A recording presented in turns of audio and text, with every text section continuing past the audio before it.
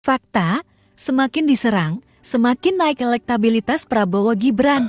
Sepertinya kalau kita melakukan riset pada hari-hari ini, terutama pasca pendaftaran Capres-Cawapres, itu kita akan mendapatkan kesimpulan yang kurang lebih sama.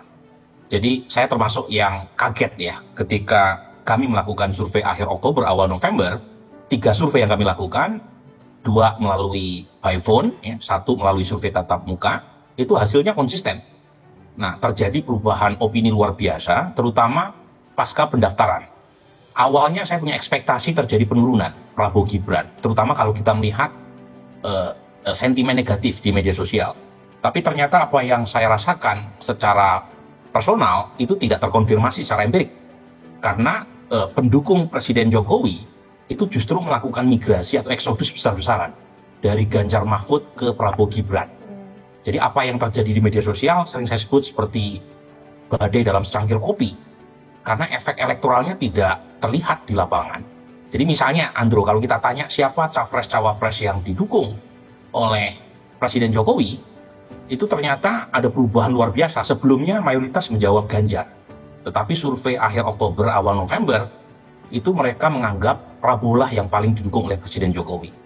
Dan di saat approval rating Presiden Jokowi masih sekitar 75,8% di data indikator, itu sangat berarti sekali, ya, it matters a lot, ya, ketika presiden yang approvalnya tinggi itu kemudian masih atau memberikan semacam dukungan kepada salah satu capres.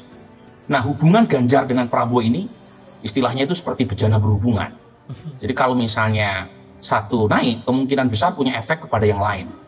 Nah, ketika Mas Ganjar dan pendukungnya melakukan semacam strategi politik untuk menggempur Prabowo Gibran, itu yang terjadi adalah disasosiasi antara Ganjar dengan Presiden Jokowi. Jadi menurut saya ada semacam efek balik ya dari kritik untuk tidak mengatakan serangan kepada Prabowo Gibran, terutama dari basis Presiden Jokowi. Data saya mulai terjadi penurunan besar-besaran, terutama di 2 kantong Presiden Jokowi, yaitu di Jawa Tengah dan Jawa Timur. Tetapi yang menarik, meskipun ada pemilih baru dari pendukung Jokowi, juga diikuti oleh sedikit penurunan dari basis lama Pak Prabowo. Jadi kurang lebih sekitar 2%. Basis pemilih Pak Prabowo yang lari ke Anies Baswedan ketika Prabowo memilih Gibran sebagai cawapresnya.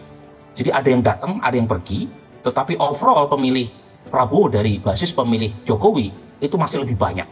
Jadi yang diuntungkan dalam konstelasi sekarang adalah Prabowo dan Anies Baswedan, sementara Ganjar adalah calon presiden yang paling dirugikan oleh munculnya konstelasi Gibran.